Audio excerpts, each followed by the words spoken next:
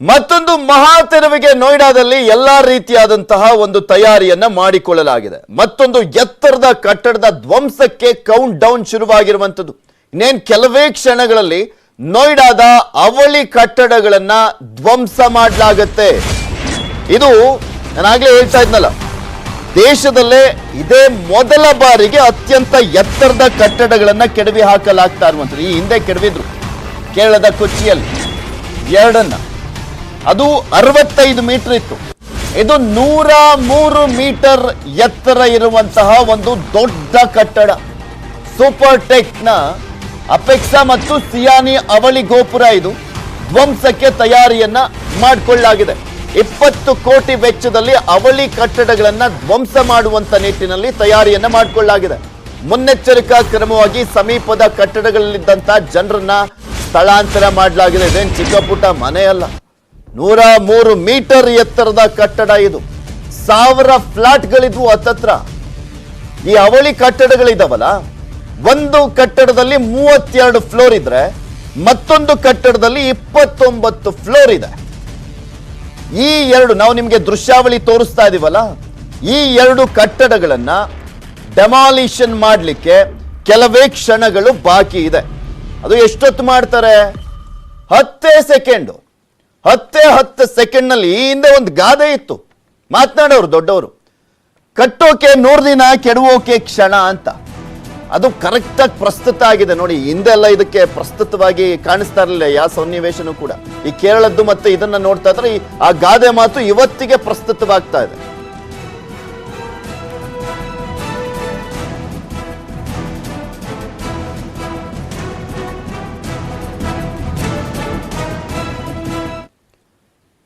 ಈ ಕಟ್ಟಡ ಕೆಡುವುದೇ ಒಂದು ಚಾಲೆಂಜು. ಕೆಡವಿದ ನಂತರ ಆಗುವಂತ ಇಂಪ್ಯಾಕ್ಟ್ಸ್ ಗಳು ಯಾವ್ಯಾವ ರೀತಿಯಾಗಿರುತ್ತೆ, ಯಾವ ರೀತಿಯ ಕೆಡವಲಾಗುತ್ತೆ, ಆಪರೇಷನ್ ಹೇಗಿರುತ್ತೆ, ಇದೆಲ್ಲದ್ರ ಬಗ್ಗೆನೂ ಕೂಡ ಮಾತನಾಡ್ತಾ ಹೋಗೋಣ. ನಮ್ಮ ಜೊತೆ ತಜ್ಞರು ಜಾಯ್ನ್ ಆಗ್ತಾ ಹೋಗ್ತಾರೆ. ನಮ್ಮ ಜೊತೆ ಪರಿಸರವಾದಿ ಜೋಸೆಫ್ ಹೂವರ್ ಅವರು ಸ್ಟುಡಿಯೋದಲ್ಲಿ ಜಾಯ್ನ್ ಆಗ್ತಾರೆ. ಸರ್, ಕಾರ್ಯಕ್ರಮಕ್ಕೆ ಸ್ವಾಗತ. ನಿಮಗೆ ನಾನು doctor Sanath Kumar P Rajamane, structural engineering ತಜ್ಞರು, ಅವರು ಕೂಡ ನಮ್ಮ ಜೊತೆ ನೇರ ಸಂಪರ್ಕದಲ್ಲಿ ಜಾಯ್ನ್ ಆಗ್ತಾ ಇದ್ದಾರೆ. ಕಾರ್ಯಕ್ರಮಕ್ಕೆ ಸ್ವಾಗತ ಸರ್ ನಿಮ್ಗೂ. ನಾನು ರಾಕೇಶ್ ಅವರು ಆರ್ಕಿಟೆಕ್ಟ್, ಇವರು ಕೂಡ ನೇರ ಸಂಪರ್ಕದಲ್ಲಿ ಜಾಯ್ನ್ ಆಗ್ತಾ ಇದ್ದಾರೆ. 3 ಜನಕ್ಕೂ ಕೂಡ ಕಾರ್ಯಕ್ರಮಕ್ಕೆ ಸ್ವಾಗತ. ನಾನು ಫಸ್ಟ್ ಸನತ್ ಕುಮಾರ್ ಅವರನ್ನ ಕೇಳಲಿಕ್ಕೆ ಬಯಸ್ತೀನಿ. ಸನತ್ ಕುಮಾರ್ ಅವರೇ, ಇದು ಒಂದು ಬಿಗ್ಗೆಸ್ಟ್ ಚಾಲೆಂಜ್ ಅಂತ ಹೇಳಿದ್ರೆ ತಪ್ಪಾಗ್ಲಿಕ್ಕಿಲ್ಲ. ಹೇಗಿರುತ್ತೆ ಇದರ ಸ್ಫೋಟದ ಆಪರೇಷನ್ ಅಂತ? ಇದು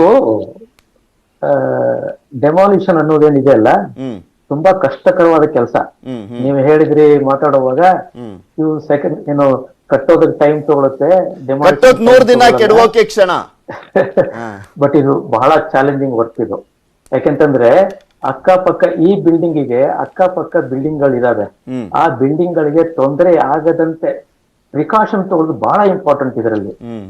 ನಾವು ಎಕ್ಸ್ಪ್ಲೋಷನ್ ಅಂತ ಒಂದು ಕೇಳ್ತೀವಿ. ಎಕ್ಸ್ಪ್ಲೋಷನ್ ಏನು, ಸುಮ್ಮನೆ ಒಂದಿಷ್ಟು ಎಕ್ಸ್ಪ್ಲೋಸಿವ್ ಇಟ್ಬಿಟ್ಟು ಅದನ್ನ ಎಕ್ಸ್ಪೋರ್ಟ್ ಮಾಡ್ಬಿಟ್ರೆ ಎಲ್ಲ ಹಾರಿ ದೂರಕ್ಕೆ ಹೋಗಿ ಬೀಳ್ತವೆ. ಬಟ್ ಇದು ಇಂಪ್ಲೋಷನ್ ಅಂತ ಮಾಡ್ತಿರೋದು. ಇಲ್ಲೇನು ಅಂತಂದ್ರೆ ಕಟ್ಟಡದ ಕೆಲವೊಂದು ಸ್ಪೆಸಿಫಿಕ್ ಲೊಕೇಶನ್ಗಳಲ್ಲಿ ಎಕ್ಸ್ಪ್ಲೋಸಿವ್ ಗಳನ್ನ ಕನೆಕ್ಟ್ ಮಾಡಿ ಅಥವಾ ಇದನ್ ಮಾಡಿ ಅಲ್ಲಿ ಮಾತ್ರ ಅದನ್ನ ಡೆಮಾಲಿಷ್ ಮಾಡ್ತಾರೆ. ಅಂದ್ರೆ ಸ್ಮಾಲ್ ಪೋರ್ಷನ್ ತೆಗಿತಾರೆ. ಅಂದ್ರೇನು, ಸ್ಟೆಬಿಲಿಟಿನ ಡಿಸ್ಟರ್ಬ್ ಮಾಡೋದು ಆ ಬಿಲ್ಡಿಂಗ್ ಇದ್ದು. ಆ ಸ್ಟೆಬಿಲಿಟಿ ಡಿಸ್ಟರ್ಬ್ ಮಾಡಿದ ತಕ್ಷಣ ಇಟ್ ಸ್ಟಾರ್ಟ್ಸ್ ಕೊಲ್ಯಾಪ್ಸಿಂಗ್, ಅದು ಕೆಳಗೆ ಬರೋ ಶುರು ಮಾಡುತ್ತೆ. ಬಟ್ ಇಲ್ಲಿ ಮೆಥಡಾಲಜಿ ಏನು ಅಂತಂದ್ರೆ, ಅದು ಒಳಗಡೆನೆ ಬೀಳ್ಬೇಕು, ಹೊರಗಡೆ ಹೋಗ್ಬಾರ್ದು. ಸುತ್ತ ಎಲ್ಲಿ ಅಕ್ಕಪಕ್ಕ ಬಿಲ್ಡಿಂಗ್ ಗಳಿಗೆ ಹೋಗ್ಬಾರ್ದು. ಅದು ಬಿದ್ರೆ ಒಳಗಡೆನೆ ಬೆಳಿಬೇಕು ಅನ್ನೋ ಒಂದು ದೃಷ್ಟಿ ಇಟ್ಕೊಂಡ್ಬಿಟ್ಟು ಅದಕ್ಕೆ ಬೇಕಾಗಿರೋ ಪ್ರಿಪರೇಷನ್ ಮಾಡ್ಕೊಂಡಿದ್ದಾರೆ ಬಹುಶಃ. ಸೊ ಏನಾಗುತ್ತೆ, ಒಂದು ಲೊಕೇಶನ್ ಗಳಲ್ಲಿ ಎಕ್ಸ್ಪ್ಲೋರ್ಡ್ ಆದ ತಕ್ಷಣ entire building starts collapsing inside. So ಅಕ್ಕಪಕ್ಕದ ಬಿಲ್ಡಿಂಗ್ ಗಳಿಗೆ ದೊಡ್ಡ ತೊಂದರೆ ಆಗಲ್ಲ. ತೊಂದರೆ ಆಗೋದೇನಂತಂದ್ರೆ ಬಹುಶಃ 2 ಥಿಂಗ್ಸ್ ಹೇಳ್ಬೋದು. ಒಂದು, ಧೂಳು. ಸೊ ಮಟೀರಿಯಲ್ ಎಲ್ಲ ಕೆಳಗೆ ಬೀಳ್ತಿದ್ದಂಗೆ ಧೂಳು ತುಂಬಾ ಹೇಳುತ್ತೆ ಒಂದು. ಇನ್ನೊಂದು ಇಂಪಾರ್ಟೆಂಟ್ ಏನು ಅಂತಂದ್ರೆ, ಈ ವೈಬ್ರೇಷನ್ ಅಂತ ಹೇಳ್ತೀವಿ. ಆ ಕೆಳಗೆ ಬೀಳ್ತಿದ್ದಂಗೆನೆ ಭೂಮಿ ವೈಬ್ರೇಟ್ ಆಗಕ್ಕೆ ಶುರು ಆಗುತ್ತೆ. ಅದರಿಂದ ಪಕ್ಕದ ಬಿಲ್ಡಿಂಗ್ ಗಳಿಗೆ ತೊಂದರೆ ಆಗದಂಗೆ ಬಹುಶಃ ಇವರು ಕ್ಯಾಲ್ಕುಲೇಷನ್ ಮಾಡಿರ್ಬೋದು, ಪ್ರಿಕಾಷನ್ಸ್ ತಗೊಂಡಿರ್ಬೋದು. ಇದರ 2 ಇಫೆಕ್ಟ್ಸ್ ಅಲ್ಲಿ ಇರುತ್ತೆ. ಸರ್ ಮಾತನಾಡ್ತಾ ಹೋಗ್ತೀನಿ ನಿಮ್ಮನ್ನು ಕೂಡ, ಹಾಗೆ ಜೋಸೆಫ್ ಹೂವರ್ ಸರ್ ಮತ್ತೆ ರಾಕೇಶ್ ಅವ್ರನ್ನು ಕೂಡ ಮಾತನಾಡ್ತಾ ಹೋಗ್ತೀನಿ. ಒಂದು ಚಿಕ್ಕ ಬ್ರೇಕ್ ತಗೊಳ್ಳುವಂತ ಸಮಯ, ಒಂದು ಚಿಕ್ಕ ಬ್ರೇಕ್ ತಗೊಂಡು ವಾಪಸ್ ಬರ್ತೀನಿ.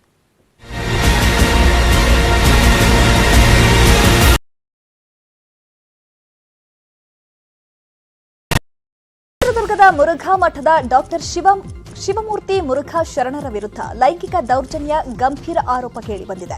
ಇಬ್ಬರು ಅಪ್ರಾಪ್ತೆಯರ ಮೇಲೆ ಕಳೆದ 3.5 ವರ್ಷಗಳಿಂದ ಲೈಂಗಿಕ ದೌರ್ಜನ್ಯ ಎಸಗಿದ್ದಾರೆ ಎಂಬ ಆರೋಪ ಕೇಳಿಬಂದಿದ್ದಕ್ಕೆ ಶ್ರೀಗಳು ಸೇರಿದಂತೆ 5 ಮಂದಿ ವಿರುದ್ಧ ಪೋಕ್ಸೋ ಅಡಿ ಕೇಸ್ ದಾಖಲಾಗಿದೆ.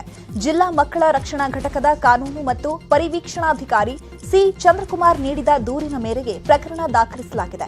ಮಠದ 3 ಹಾಗೂ ಮೈಸೂರಿನ 2 ವಿರುದ್ಧ ಮೈಸೂರಿನ ನಜರಾಬಾದ್ ಠಾಣೆಯಲ್ಲಿ ಪ್ರಕರಣ ದಾಖಲಾಗಿದ್ದು, ಶರಣರು ಮೊದಲ ಆರೋಪಿಯಾಗಿದ್ದಾರೆ.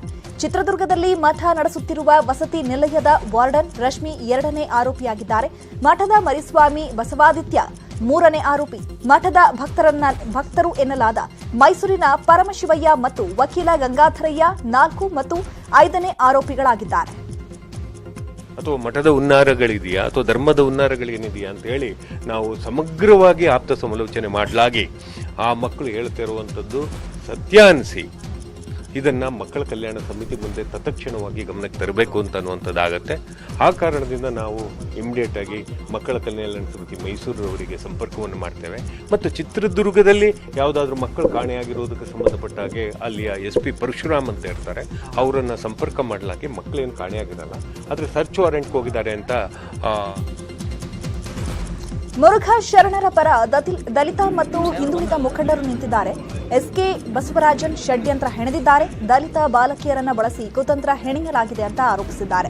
ಗಣಿ ನಿಗಮ ಮಾಜಿ ಅಧ್ಯಕ್ಷ ಲಿಂಗಮೂರ್ತಿ, ಲಿಡ್ಕರ್ ನಿಗಮದ ಮಾಜಿ ಅಧ್ಯಕ್ಷ ಓಂ ಶಂಕರ್, KC ವೀರೇಂದ್ರ, ಡಾಕ್ಟರ್ ತಿಪ್ಪೇಸ್ವಾಮಿ, ನಗರಸಭೆ ಮಾಜಿ ಅಧ್ಯಕ್ಷ B ಕಾಂತರಾಜ್ ಸೇರಿದಂತೆ ಹಲವರು ಭೇಟಿ ಮಾಡಿ ಸಮಾಲೋಚನೆ ಮಾಡಿದ್ದಾರೆ. ಮುರುಘಾ ಮಠದ ಆಡಳಿತಾಧಿಕಾರಿ ಬಸವರಾಜನ್ ವಿರುದ್ಧ ಅತ್ಯಾಚಾರಕ್ಕೆ ಯತ್ನ ಕೇಸ್ ದಾಖಲಾಗಿದೆ. ಪ್ರಕರಣದ ಬಗ್ಗೆ ಮಾತನಾಡಿದ ಚಿತ್ರದುರ್ಗ SP K ಪರಶುರಾಮ್, ಮುರುಘಾ ಮಠದ ನಿಲಯ ಪಾಲಕರು ದೂರು ನೀಡಿದ್ದಾರೆ. ಜುಲೈ 24ರಂದು 2 ಬಾಲಕಿಯರು ಗೇಟ್ ಪಾಸ್ ಪಡೆದು ಹೋಗಿದ್ದಾರೆ. ಅಲ್ಲದೆ ಬಸವರಾಜನ್, ಸೌಭಾಗ್ಯ ಇಬ್ಬರನ್ನು ಅನಧಿಕೃತವಾಗಿ ವಶದಲ್ಲಿ ಇಟ್ಟುಕೊಂಡಿದ್ರು.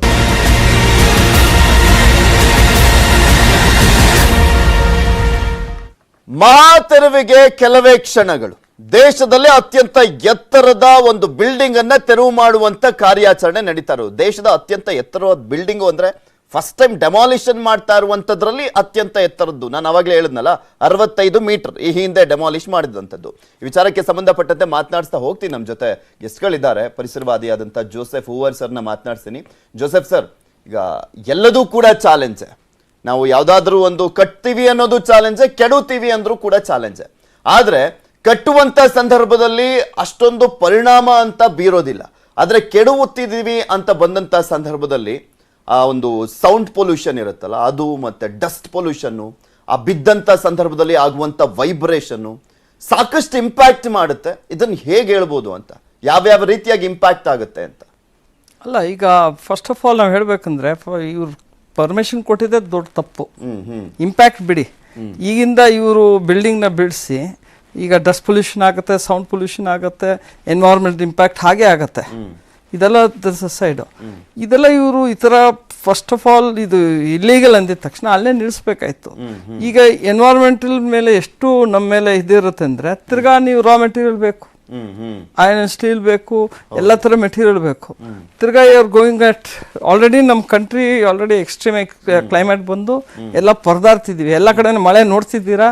ಒಂದ್ ಕಡೆ ಎಕ್ಸ್ಟ್ರೀಮ್ ಹೀಟ್ ಇದೆ, ಎಕ್ಸ್ಟ್ರೀಮ್ ಕೋಲ್ಡ್ ಆಗತ್ತೆ, ಎಕ್ಸ್ಟ್ರೀಮ್ ರೈನು, ಈ ತರ ಆಗ್ತಾ ಇದೆ. All because of climate change, extreme climate crisis ಆಗಿದೆ ಅಂದ್ಬಿಟ್ಟು. ಇಂಥ ಟೈಮ್ ಒಳಗೆ ನಾವು ತಿರ್ಗಾ ಹೋಗಿ ಕಾಡನ್ನು ಕಡಿದು ಮಿನರಲ್ಸ್ನ ಎತ್ತಿ ಬೇರೆ ಬೇರೆ ಮಾಡಬೇಕು ಅಂದ್ಬಿಟ್ಟು ಇಲ್ಲಿ ನೀವು ಡಸ್ಟ್ ಮಾತಾಡಿದಾಗ ಆಲ್ರೆಡಿ ಡೆಲ್ಲಿ ಎಲ್ರಿಗೂ ಗೊತ್ತು, ಇಟ್ಸ್ ಅ ಪೊಲ್ಯೂಟೆಡ್ ಕ್ಯಾಪಿಟಲ್ ಅಂದ್ಬಿಟ್ಟು, ವರ್ಲ್ಡ್ಸ್ ಮೋಸ್ಟ್ ಪೊಲ್ಯೂಟೆಡ್ ಸಿಟಿ ಅಂದ್ಬಿಟ್ಟು ಹೇಳ್ತಾರೆ. ಈಗ ಈ ಡಸ್ಟ್ ಇಮಿಡಿಯೇಟ್ ಆಗಿ ಹೋಗೋದಿಲ್ಲ. It will hang, particles will hang. It depends on the wind, velocity of wind ಯಾವ ಕಡೆ ಹೋಗುತ್ತೆ ಅಂದ್ಬಿಟ್ಟು.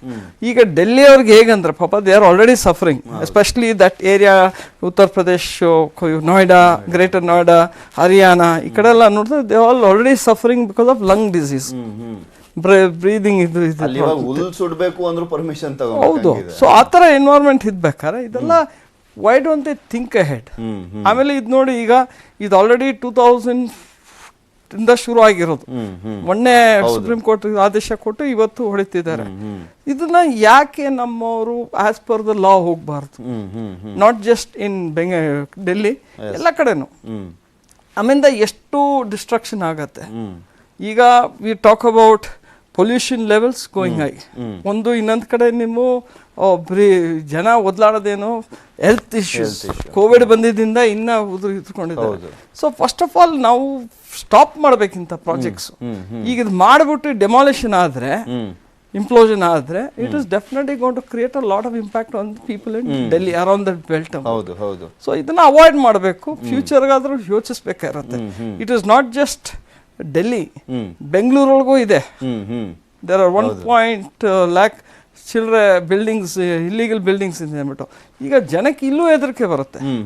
ಸೊ ಈ ಹೆದರಿಕೆ ಯಾಕೆ ಬರಬೇಕು? ನಾವು ಕರೆಕ್ಟಾಗಿ ಮಾಡಿದ್ರೆ, ಫಾಲೋ ದ ರೂಲ್ಸ್, ಲಾ ಇದೆ, ಅದು ಸರ್ಕಾರದ ತಪ್ಪು ಇದೆ, ನಮ್ಮ ಅಥಾರಿಟೀಸ್, ಸಿವಿಕ್ ಅಥಾರಿಟೀಸ್ ಇದೆ, ಜನದ್ದು ತಪ್ಪು ಇದೆ. ನಾವುಗಳು ಹೋಗಿ ತಗೋತೀವಲ್ಲ, ನಮ್ ತಪ್ಪದು, ನಾವೆಲ್ಲ ಯೋಚಿಸ್ಬೇಕಾಯ್ತು. ಸೊ ಇದರಿಂದ ಎಷ್ಟು ನಮ್ಗೆ ಇಂಪ್ಯಾಕ್ಟ್ ಆಗುತ್ತೆ, we will see in the future ಅಂತ ಹೇಳ್ಬೇಕು. ಮಾತಾಡ್ತಾ ಹೋಗ್ತೀನಿ. ನಮ್ಮ ಜೊತೆ ರಾಕೇಶ್ ಅವರು ಕೂಡ ಇದ್ದಾರೆ. ರಾಕೇಶ್ ಅವರೇ, ಆಲ್ರೆಡಿ ನೋಡ್ತಾ ಇದ್ವಿ, ಸಾಕಷ್ಟು ಕುತೂಹಲದ ಜೊತೆಗೆ ಆತಂಕ ಕೂಡ ಇರುವಂತದ್ದು.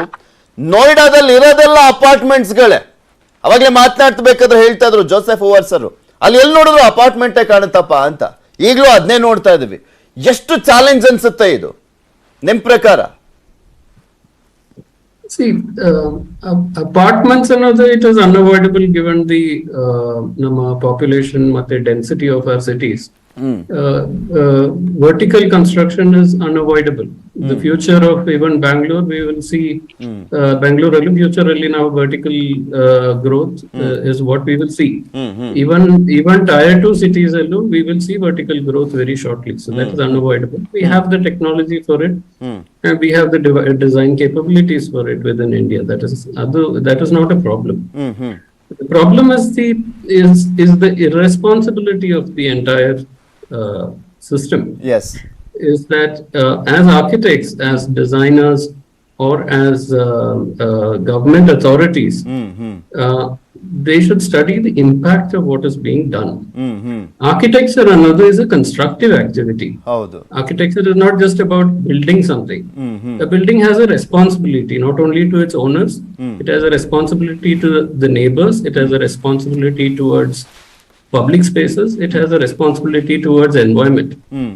ಇದು ಯಾವುದೇ responsibility ನೋಡದೆ, if they have constructed something, unfortunately we have to set an example by demolishing it. So in future they do not repeat these mistakes. So from an architect's perspective, yes, it is sad to see a building go down because yes just demolish ಆಯ್ತು sir. ಮಾತನಾಡ್ತೀನಿ, ನೋಡ್ತಾ ಇದ್ದೀರಾ ದೃಶ್ಯಾವಳಿಗಳಲ್ಲಿ.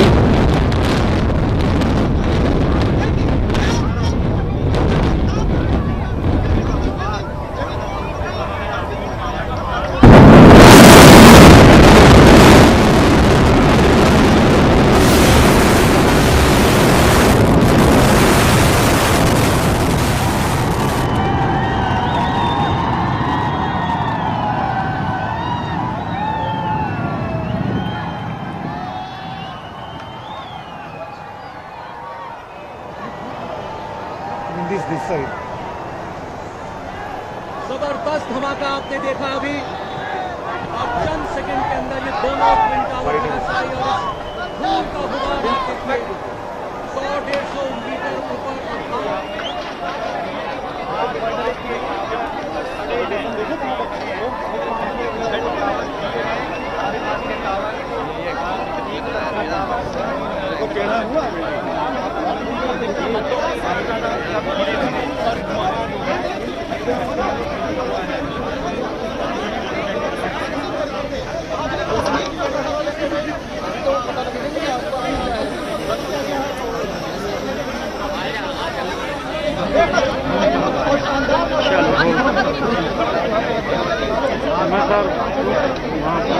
Coordination में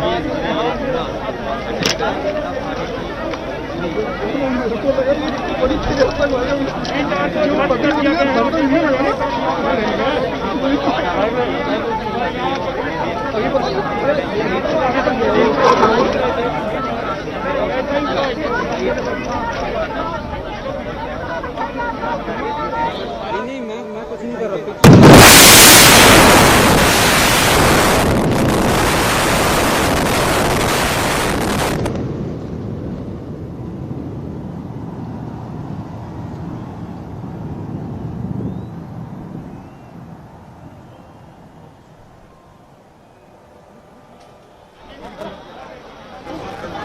system बताया था मैंने आपको पता कभी ऑफिस में फोटो ना बने ना गाड़ियों को भेजने की जगह ना वहाँ पे पैकिंग का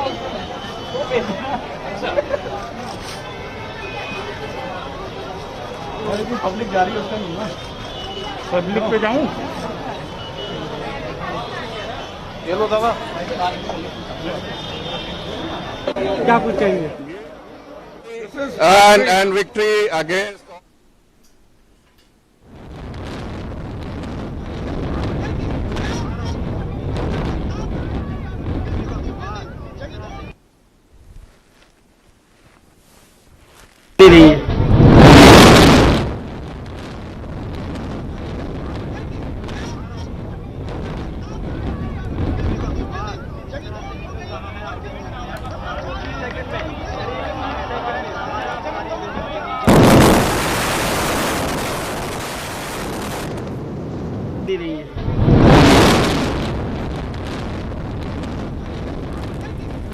ಎಷ್ಟು ವೋಟ್ ಆಗಿದೆ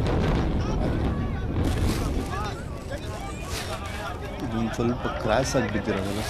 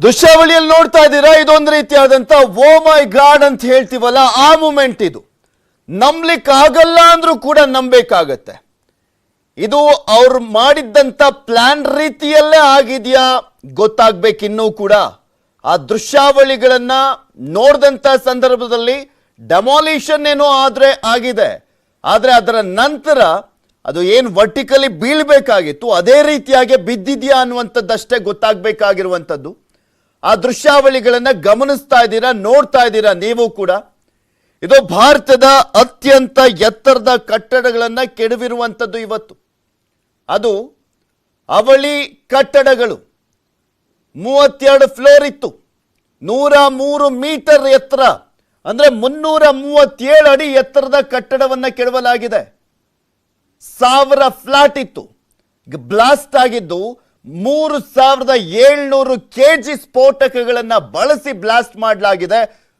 ಅನ್ಬಿಲೀವಬಲ್ ಅಂದ್ರೂ ಕೂಡ ಬಿಲೀವ್ ಮಾಡಬೇಕಾಗಿದೆ ತಜ್ಞರ ಆಪರೇಷನ್ ಸಕ್ಸಸ್ ಆಗಿದೆಯಾ ಅನ್ನುವಂಥದ್ದು ಗೊತ್ತಾಗಬೇಕು ಬಿಕಾಸ್ ಅಲ್ಲಿ ಜಸ್ಟ್ 9 ಮೀಟರ್ ಪಕ್ಕದಲ್ಲೇ ಒಂದು ಅಪಾರ್ಟ್ಮೆಂಟ್ ಇದೆ 35 ಮೀಟರ್ ಪಕ್ಕದಲ್ಲೇ ಒಂದು ಅಪಾರ್ಟ್ಮೆಂಟ್ ಇದೆ ಕಂಪ್ಲೀಟ್ ಆಗಿ ಸರೌಂಡಿಂಗ್ ಸುತ್ತನೂ ಕೂಡ ಅಪಾರ್ಟ್ಮೆಂಟ್ಸ್ ಗಳಿರುವಂತದ್ದು ಸೊ ಹೀಗಾಗಿ ಅದಕ್ಕೆ ಯಾವ ರೀತಿಯಾದಂತ ಡ್ಯಾಮೇಜ್ ಏನಾದರೂ ಆಗಿದೆಯಾ ಅನ್ನುವಂಥದ್ದು ನೆಕ್ಸ್ಟ್ ಗೊತ್ತಾಗ್ತಾ ಹೋಗಬೇಕಾಗಿದೆ ನಾನು ಗೆಸ್ಟ್ ಗಳಿಂದ ಒಂದೊಂದು ರಿಯಾಕ್ಷನ್ ತಗೊಳ್ತಾ ಹೋಗ್ತೀನಿ ಈ ವಿಚಾರಕ್ಕೆ ಸಂಬಂಧಪಟ್ಟಂತೆ ಜೋಸೆಫ್ ಓವರ್ ಸರ್ ನಿಮ್ಮಿಂದನೇ ಶುರು ಮಾಡ್ತೀನಿ ಏನ್ ಅನ್ನಿಸ್ತಾ ಇದೆ? ಆಪರೇಷನ್ ಸಕ್ಸಸ್ ಆಗಿದೆ ಅಂತ ಅನ್ಸುತ್ತಾ ಆ ವಿಡಿಯೋವನ್ನ ನೋಡ್ತಾ ಇದ್ರೆ? ಅಲ್ಲ, ನಾವು ಇಲ್ಲಿ ಕೂತ್ಕೊಂಡು ಜಡ್ಜ್ ಮಾಡೋಕ್ಕಾಗಲ್ಲ, ಬಟ್ ವಿಜುವಲ್ ನೋಡಿದ್ರೊಳಗೆ ಆ collapsing it is not come down as the anticipated, clean ಆಗಿದೆ. ಹೌದು. ಸೊ ಅದರಿಂದ ಬಹುಶಃ ಪಕ್ಕದ ಬಿಲ್ಡಿಂಗ್ ಇಂಪ್ಯಾಕ್ಟ್ ಆಗಿರುತ್ತೆ, ಯಾಕಂದ್ರೆ ಅದಕ್ಕೂ ಸ್ಟ್ರಕ್ಚರಲ್ ಇಂಪ್ಯಾಕ್ಟ್ ಆಗೇ ಆಗುತ್ತೆ. ಸೊ ಎಕ್ಸ್ಪರ್ಟ್ಸ್ ಹೇಳ್ಬೇಕದು, ಬಟ್ ಇದು ನೋಡಿದ ತಕ್ಷಣ ನಮಗೆ ಒಂಥರ ಹೆದರಿಕೆ ಆಗತ್ತೆ. ಹೌದು. ಒಂದು ನೋವು, ಇಷ್ಟೆಲ್ಲ ರಿಸೋರ್ಸಸ್ನ ಹಾಳು ಮಾಡ್ತಿದ್ದೀವಿ, ಮ್ಯಾನ್ ಮೇಡ್ ಇದನ್ನ ಮಿಸ್ಟೇಕು. ಇನ್ನೊಂದು ಈ ತರ ಆದಾಗ ಪಕ್ಕದ ಮನೆಯವ್ರಿಗೆ ಏನಾಗತ್ತೆ? ಹೌದು. ಈಗ ನೋಡಿ, ಯುರೋಪ್ ಗ್ರೀನ್ ಏರಿಯಾ ಏನೇನಿದೆಯೋ ಆ ಡಸ್ಟ್ ಕೂತ್ಕೊಂಡ್ರೆ ಮರಗಳೆಲ್ಲ ಗ್ರೇ ಆಗತ್ತೆ. ನಾವು ಬನ್ನರ್ಘಟ್ಟಾಗ ನೋಡ್ತಿದ್ವಿ, ಮೈನಿಂಗ್ ಮಾಡ್ತಾರೆ, ಕ್ವಾರಿಂಗ್ ಮಾಡ್ತಾರೆ. ನೀವು ಅಲ್ಲಿ ಹೋದಾಗ ಬನ್ನರ್ಘಟ್ಟ ಕಡೆಗೆ ಎಲೆಗಳ ಮೇಲೆ ಬೇರೆ ಧೂಳು ಕೂತಿರುತ್ತೆ. ಗ್ರೀನ್ ಇದೆಯಾ ಗ್ರೇ ಇದೆಯಾ ಮರ ತರ. ಸೊ ಆ ತರ ಸಿಚುವೇಶನ್ ಇಲ್ಲಿ ಡೆಲ್ಲಿಗೆ ಬರುತ್ತೆ. ರೇಂಜ್ ಬಂದ್ರೆ it can be washed away, but it will hang on. ಆ ಇಂಪ್ಯಾಕ್ಟ್ ಬಂದು ನಿಮಗೆ it is going to percolate. ಒಂದು ಏರ್ ಒಳಗೆ it will hang on pollution. ಇನ್ನೊಂದು ವಾಟ್ ಎವರ್ ಡೆಬ್ರಿ ಮಳೆ ಬಂದ ತಕ್ಷಣ it is going to seep into your ground water system. So ಎಲ್ಲದಕ್ಕೂ ಒಂದು ಇಂಪ್ಯಾಕ್ಟ್ ಆಗಿದೆ. ಫಸ್ಟ್ ಆಫ್ ಆಲ್ ನಮ್ಗೆ ನೋವಾಗೋದು ಏನಂದ್ರೆ, ಯಾಕೆ ನಾವು ಮನುಷ್ಯರು ಈ ತರ ಮಾಡ್ತೀವಿ ಅಂದ್ಬಿಟ್ಟು. ಕಾಮನ್ ಸೆನ್ಸ್ ಇಲ್ವಾ? And we pride ourselves to be the most intelligent species. Common ಸೆನ್ಸೇ ಇಲ್ದವ್ರೆ ಯಾವ ಇಂಟೆಲಿಜೆಂಟ್ ಸ್ಪೀಶೀಸ್ ಗೊತ್ತಾಗಲ್ಲ. So we blame the government, the authorities and ourselves. ನಾವು ನಮ್ಮ 3 ಜನ ನಾವು ಬ್ಲೇಮ್ ಮಾಡ್ಕೋಬೇಕಾಗಿದೆ. We are creating trouble for ourselves and for the future generation. ಮುಂಚೆನೆ ನಾವು ಕಾಡನ್ನ ಹರಿದು ಕಡ್ದು ಮಾಡಿ ನಮ್ಮ ಪೊಲಿಟಿಷಿಯನ್ಸ್ ಎಷ್ಟು ಸ್ಥಿತಿಗೆ ಬಂದಿದೆ ಅಂದ್ರೆ, ಕ್ಲೈಮೇಟ್ ಕ್ರೈಸಿಸ್ ಬಂದಾಯ್ತು, ಈಗಲೂ ಮಾಡ್ತಿದ್ದಾರೆ. ಫ್ಯೂಚರ್ ಜನರೇಷನ್ಸ್ ನಾವೇನ್ ಬಿಟ್ಟು ಹೋಗ್ತೀವಿ? These are the things which they will have to suffer. ನಾವು ಅದಕ್ಕೆ ಕಾರಣ ಅಂತ ಬೇಜಾರಾಗತ್ತೆ. ನಮ್ ಜೊತೆ ಸನತ್ ಕುಮಾರ್ ಅವರು ಕೂಡ ಇದ್ದಾರೆ. ಸನತ್ ಕುಮಾರ್ ಅವರೇ, ಆ ದೃಶ್ಯಾವಳಿಗಳನ್ನ ನೋಡ್ತಾ ಏನ್ ಅನ್ನಿಸ್ತಾ ಇದೆ? ಸ್ಟಿಲ್ ನನ್ಗೊಂದ್ ರೀತಿಯಾಗಿ ಭಯ ಆಗ್ತಾನೆ ಇದೆ. ಇದೊಂದ್ ರೀತಿಯ ಕನಸು ಕಾಣ್ತಾ ಇದೀವಿ ಏನಪ್ಪಾ ಅಂತ ಅನ್ನಿಸ್ತಾ ಇದೆ. ಏನ್ ಅನ್ಸುತ್ತೆ ಸರ್ ನಿಮ್ಗೆ? ದಯವಿಟ್ಟು ನಾವು ಜೂಮ್ ಅಲ್ಲಿ ನೀವು ಜಾಯಿನ್ ಆಗಿದ್ದೀವಿ. ಆಕ್ಚುಲಿ ಅದೇನಾಯ್ತು ಅಂತ ನಾವು ನೋಡಕ್ ಆಗಿಲ್ಲ. ಬಟ್ ನಾನು ನಿಮ್ಗೆ ಶುರು ಡೆಮಾಲಿಷನ್ ಮಾಡುವಾಗ ಬಹಳ ಕೇರ್ ತೊಗೊಳ್ಬೇಕಾಗತ್ತೆ. ಅನಾಲಿಸಿಸ್ ನಾವೇನ್ ಕನ್ಸ್ಟ್ರಕ್ಷನ್ ಅನಾಲಿಸಿಸ್ ಏನ್ ಮಾಡ್ತೀವಿ, ಅದೇ ತರ ಡೆಮಾಲಿಷನ್ಗೂ ಅನಾಲಿಸಿಸ್ ಮಾಡಿ ಯಾವ ತರದಿದ್ರೆ ಏನಾಗುತ್ತೆ ಅಂತ ತಿಳ್ಕೊಂಡ್ಬಿಟ್ಟು ಆ ಪ್ರೊಸೆಸ್ ಅವ್ರು ಮಾಡಿರ್ಬಹುದು. ಬಟ್ ಯಾವಾಗ್ಲೂ ನಾವು ಅನ್ಕೊಂಡಂಗೆ ಆಗುತ್ತೆ ಅಂತ ಹೇಳಕ್ ಆಗಲ್ಲ.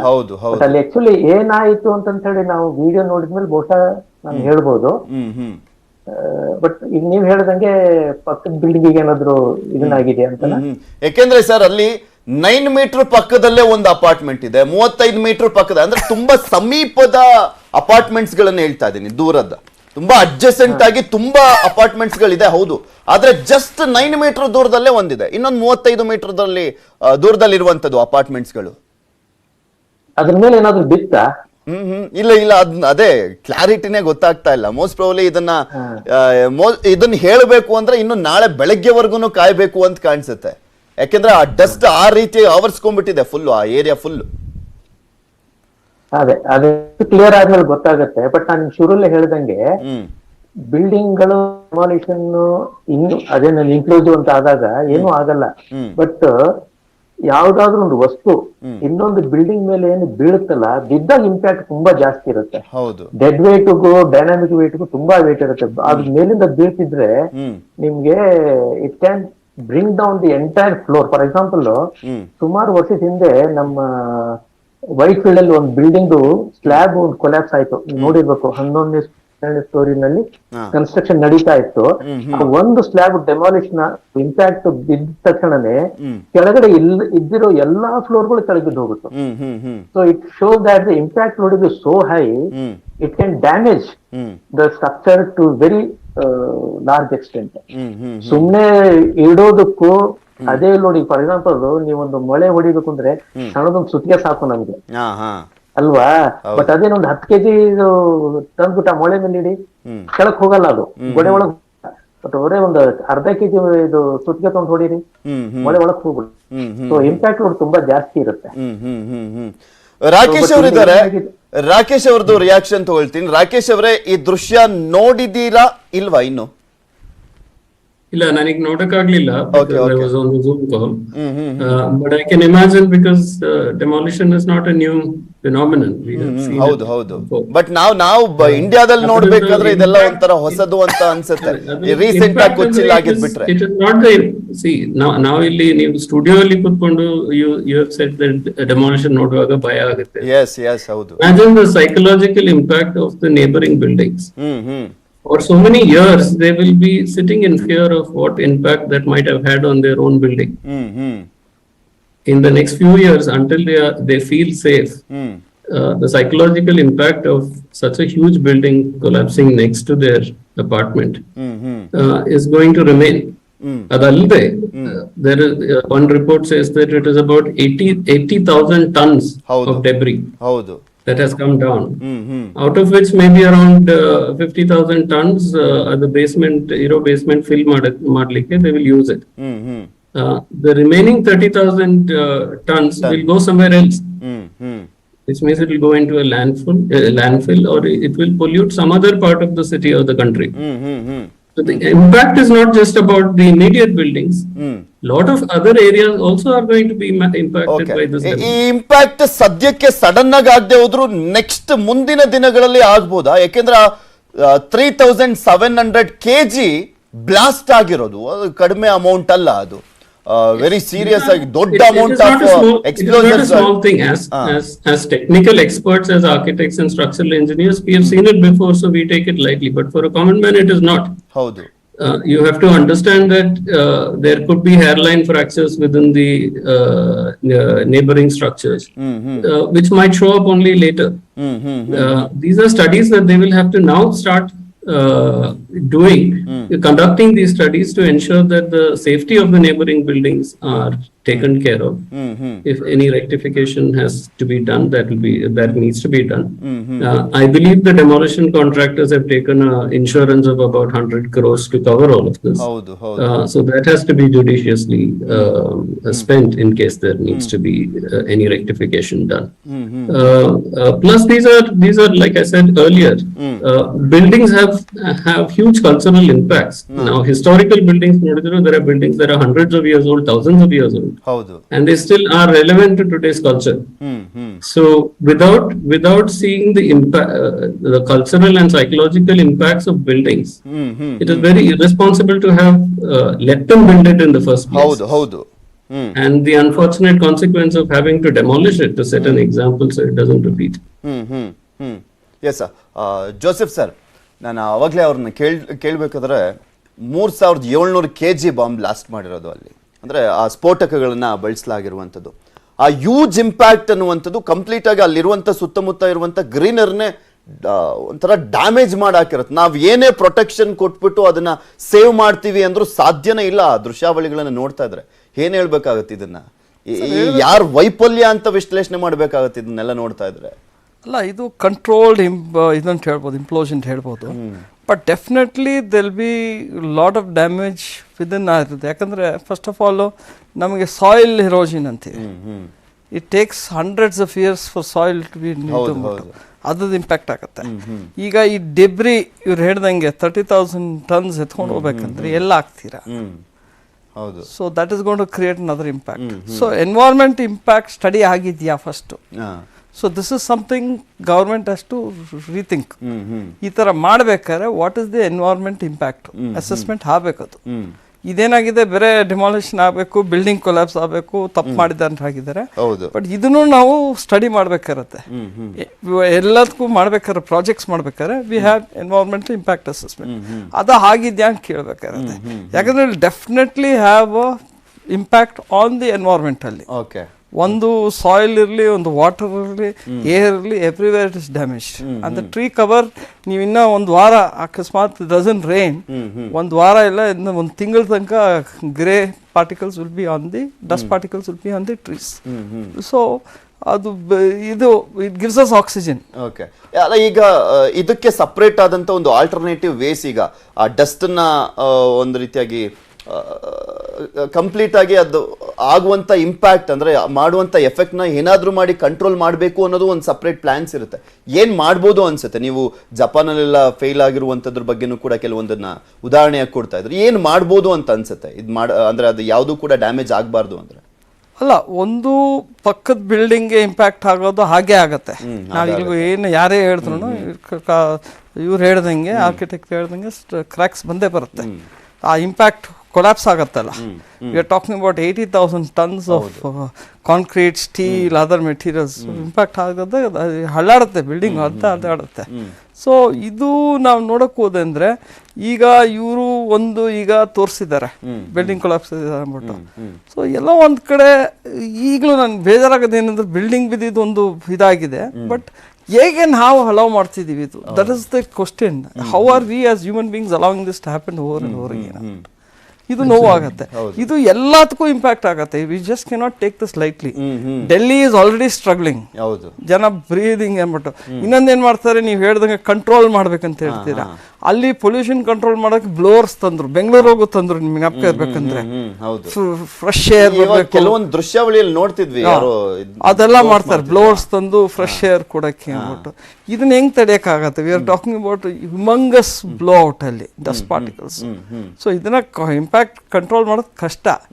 But before all this happen we should have stop this. So future at least ಸ್ವಲ್ಪ ಕಾಮನ್ ಸೆನ್ಸ್ ಇರಲಿ. Though we are the most intelligent stupid species, ಸ್ವಲ್ಪ ಕಾಮನ್ ಸೆನ್ಸ್ ಇದ್ದಾದ್ರೂ ಮುಂದಕ್ಕೆ ಹಿಂಗ್ ಬಿಡಬಾರ್ದು. ನಮ್ಮ ಬೆಂಗಳೂರೊಳಗೂ ಇದೆ ತೊಂದರೆಗಳು. ಸೊ ಇದನ್ನೆಲ್ಲ ನೋಡಿ ನಾವು ಕಳಿಬೇಕಾಗಿರುತ್ತೆ ನನಗೆ. ನಾನು ಸನತ್ ಕುಮಾರ್ ಅವ್ರನ್ನ ಕೇಳಿಕ್ ಬಯಸ್ತೀನಿ. ಸನತ್ ಕುಮಾರ್ ಅವರೇ, ಈ 9 seconds ಅನ್ನುವಂತ ಟೈಮ್ ಇದೆಯಲ್ಲ, ಅದನ್ನ ಹೇಗ್ ಫಿಕ್ಸ್ ಮಾಡ್ತಾರೆ ಸರ್? ನೀವಾದ್ರೂ ಹೇಳ್ಬೋದು, ರಾಕೇಶ್ ಅವರಾದ್ರೂ ಹೇಳ್ಬೋದು. ಅದ್ರ ಬಗ್ಗೆ ಒಂದು ಕ್ಲಾರಿಟಿ ಇದ್ರೆ ರಾಕೇಶ್ ಅವ್ರನ್ನೂ ಕೂಡ ಕೇಳ್ತೀನಿ. ಸನತ್ ಅವ್ರೆ, ಹೇಗ್ ಫಿಕ್ಸ್ ಮಾಡ್ತಾರೆ ಈ ಸೆಕೆಂಡ್ಸ್? ನನ್ಗೆ ವೆರಿ ಇಂಟ್ರೆಸ್ಟಿಂಗ್ ಅದು, ಯಾಕಂದ್ರೆ ಅಷ್ಟು ದೊಡ್ಡ ಕಟ್ಟಡ ಜಸ್ಟ್ 10 seconds 9 seconds ಅನ್ನುವಂಥದ್ದು ಹೇಗೆ ಒಂದು ಫಿಕ್ಸ್ ಮಾಡ್ಕೊಳ್ಳೋದು? ಇದು ಫಿಸಿಕ್ಸ್ ಇನ್ವಾಲ್ವ್ ಇದರಲ್ಲಿ.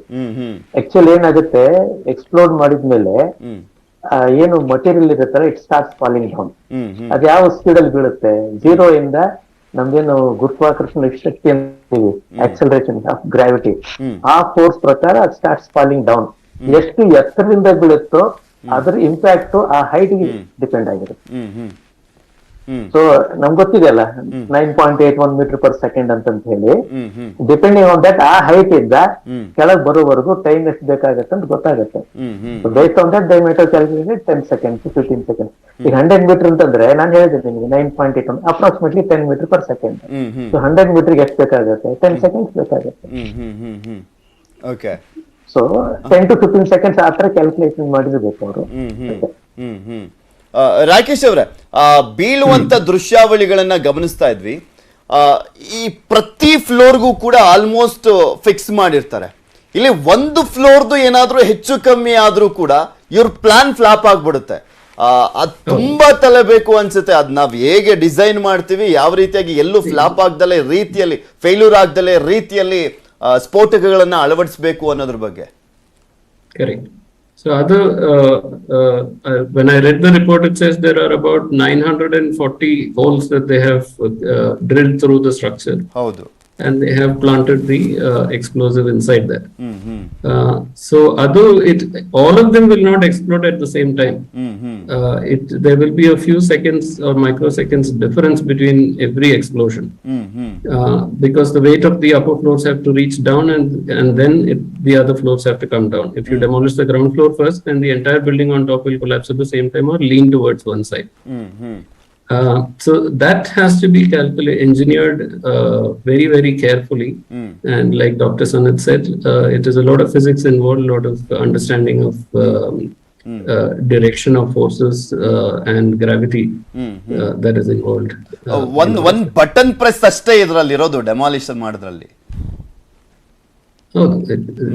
For technical experts, it is exciting, but it's not good news. Because ನಾವು ನೋಡುವಂತ ಸಂದರ್ಭದಲ್ಲಿ ಈಗ ಜನಸಾಮಾನ್ಯರಿಗೆ ಹೇಗೆ ಕೆಡಬೇಕಾಗುತ್ತೆ? ಜಸ್ಟ್ 9 seconds ಅಲ್ಲಿ ಬೀಳುತ್ತೆ ಅಂದ್ರೆ ಯಾವ ರೀತಿಯಾದಂತ ಕ್ಯಾಲ್ಕುಲೇಷನ್ ಅದು? ಮತ್ತೆ ಪ್ರತಿ ಅಂದ್ರೆ ಅಲ್ಲಿ ಹತ್ತತ್ರ 1,000 ಫ್ಲಾಟ್ ಇದೆ, ಪ್ರತಿ ಒಂದು ಫ್ಲಾಟ್ ಅಲ್ಲೂ ಕೂಡ ಏನಾದ್ರು ಆ ಸ್ಫೋಟಗಳನ್ನ ಇಟ್ಬಿಟ್ಟು ಬ್ಲಾಸ್ಟ್ ಮಾಡ್ತಾರ, ಈ ರೀತಿಯಾದಂತ ಒಂದು ಮಿನಿಮಮ್ ಸೆನ್ಸ್ ಕ್ವಶನ್ಸ್ ಗಳು ಅರೈಸ್ ಆಗ್ತಾ ಇರುತ್ತೆ. See, you can do a simple experiment if you take a lot of vertical, let's say, small pieces of timber, or you create a small structure in your house using toothpicks, and you break one of them and see which side it falls. So if you want something to fall outside, there are a certain series of columns that you will have to demolish first for it to fall towards a particular side. Or you demolish the internal columns first and ensure that the external columns fall inward. So these are basics of its physics. Of course, depending on the structure and the context and what the surrounding buildings are and where they want it to fall, they will do their own. And there are computer simulations that can be done to ensure that all of these are taken care of. Okay ಮೂರು ಜನನು ಕೂಡ ಮಾತನಾಡ್ತಾ ಹೋಗ್ತೀನಿ. ಮತ್ತಷ್ಟು ಇದೇ ವಿಚಾರಕ್ಕೆ ಸಂಬಂಧಪಟ್ಟಂತೆ ಸಾಕಷ್ಟು ಕುತೂಹಲ ಇದೆ, ಅದೆಲ್ಲದ್ರ ಬಗ್ಗೆ ತಿಳ್ತಾ ಹೋಗ್ತೀನಿ, ಹಾಗೆ ತಿಳಿಸ್ಕೊಡ್ತಾ ಕೂಡ ಹೋಗ್ತೀನಿ. ಸಾಕಷ್ಟು ಜನ ವೀಕ್ಷಕರು ನೋಡ್ತಾ ಇದ್ದಾರೆ ಈ ಡೆಮಾಲಿಷನ್ ಯಾವ್ಯಾವ ರೀತಿಯಾಗಿ ಆಗುತ್ತೆ, ಪ್ರೋಸೆಸ್ ಹೇಗೆ ಇರುತ್ತೆ ಅಂತ. ಆದರೆ ಅದಕ್ಕೂ ಮುಂಚೆ ಒಂದು ಸ್ಮಾಲ್ ಬ್ರೇಕ್.